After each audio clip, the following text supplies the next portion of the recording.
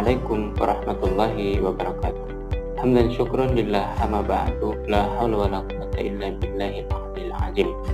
Alhamdulillah, bersyukur kepada Allah Subhanahu wa taala, kita masih diberikan kesempatan kembali untuk bertemu pada pertemuan kedua ini mata kuliah manajemen lembaga pendidikan Islam dengan topik yang akan kita bahas, yaitu tentang konsep dasar manajemen pendidikan Islam.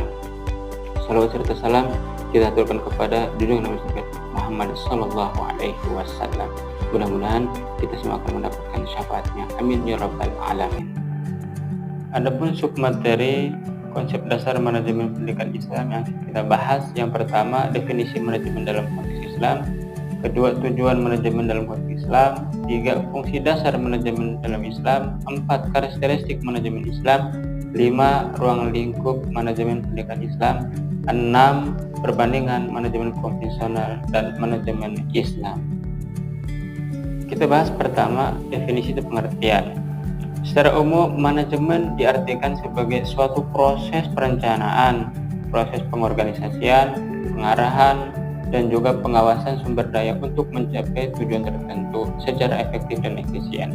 Dalam konteks Islam, manajemen adalah tidak hanya berorientasi pada hasil duniawi, akan tetapi juga memperhatikan nilai-nilai akhlak, nilai-nilai etika, dan pertanggungjawaban yang ada Allah Subhanahu wa taala. Sehingga manajemen dalam Islam itu mencerminkan prinsip-prinsip syariah dan juga Islami.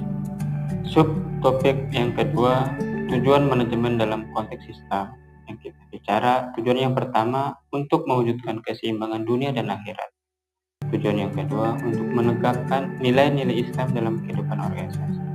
Yang ketiga, mengoptimalkan sumber daya secara amanah. Tujuan yang keempat, memberdayakan umat. Tujuan kelima, meningkatkan kinerja organisasi yang berbasis ibadah. Tujuan keenam, menciptakan kepemimpinan yang adil dan juga bijaksana. Subtopik yang ketiga yaitu fungsi dasar manajemen dalam Islam. Ada 4 hal dalam hal ini. Yang pertama adalah berbicara tentang perencanaan, ada. Kemudian yang kedua itu ada pengorganisasian. Kemudian yang ketiga ada pengarahan. Kemudian yang keempat ada pengawasan. 4 hal ini yang terdapat dalam fungsi dasar manajemen dalam Islam. Dalam Islam, keempat fungsi yang sudah dijelaskan tadi bahwa tetap relevan, akan tetapi dijalankan harus berdasarkan prinsip-prinsip syariah. Juga seperti misalnya kejujuran, bertanggung jawab, ada keadilan, amanah, dan juga niat ibadah kepada Allah Subhanahu wa taala. Subtopik yang keempat, karakteristik manajemen Islam. Ada beberapa hal dalam hal ini. Yang pertama adalah tauhid sebagai landasan. Kemudian karakteristik yang kedua adalah berorientasi pada dunia dan juga akhirat. Antara dunia dan akhirat adalah harus seimbang. Tidak hanya dunia dan juga tidak hanya akhirat, tapi dua-duanya harus seimbang. Kemudian yang ketiga ada amanah dan tanggung jawab. Yang keempat ada keadilan. Yang kelima ada musyawarah yang dilakukan. Kemudian yang keenam akhlakul karimah. Yang ketujuh efisiensi dan juga profesionalisme. Yang kedelapan ada integrasi antara ibadah dan juga kerja.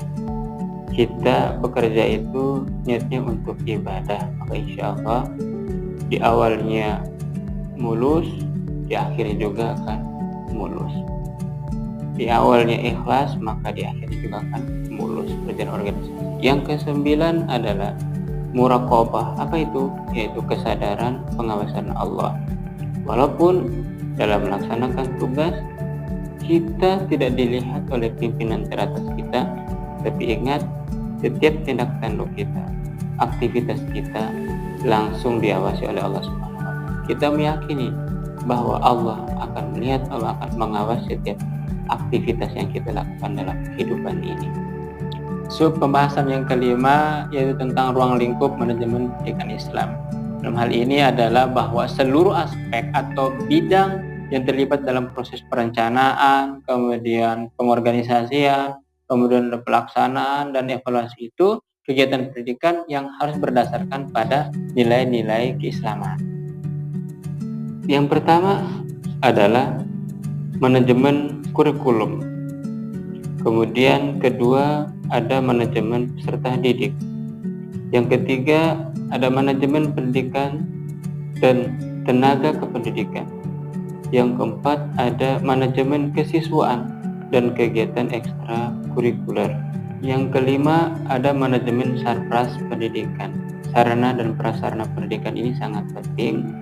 Ketika sarpras itu memadai, maka merupakan salah satu pendukung untuk kesuksesan kemajuan dari lembaga pendidikan tersebut, sehingga itu sangat penting. Yang keenam ada manajemen keuangan dan pembiayaan pendidikan. Yang ketujuh ada manajemen hubungan sekolah atau disebut humas. Ini sangat penting. Keterlibatan kontribusi dari orang tua siswa sangat. Yang kedelapan ada manajemen evaluasi dan mutu pendidikan. Yang kesembilan ada manajemen kepemimpinan dan organisasi. Subtopik yang keenam yaitu perbandingan manajemen konvensional dan manajemen Islam. Ada dua hal.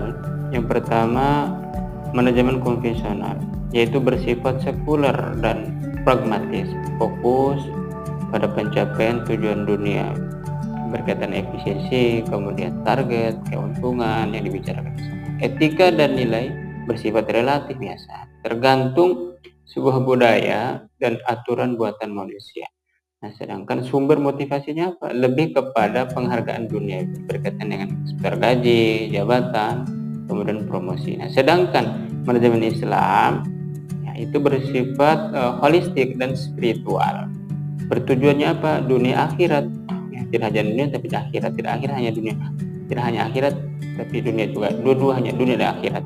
Pencapaian visi misinya apa? Pendidikan sekaligus ibadah kepada Allah Subhanahu wa Ta'ala. Kemudian nilai-nilai Al-Quran dan As-Sunnah itu terkandung dalam. Ya, motivasi kerjanya apa? Karena Allah Subhanahu wa Ta'ala tanggung jawab kerja dan akhirat. Alhamdulillah, penyampaian materi pada pertemuan kedua mata kuliah manajemen lembaga pendidikan Islam yang membahas tentang topik dasar dan konsep manajemen pendidikan Islam telah selesai. Mudah-mudahan diberkahi Allah Subhanahu wa Ta'ala, mendapatkan ilmu pengetahuan, mendapatkan tambahan wawasan. Yang benar dari Allah, yang salah khilafan dari saya. Maaf. Barakallah, sekian dan terima kasih. Wallahul muwaffiq ila aqwamit thoriq. Wassalamualaikum warahmatullahi wabarakatuh.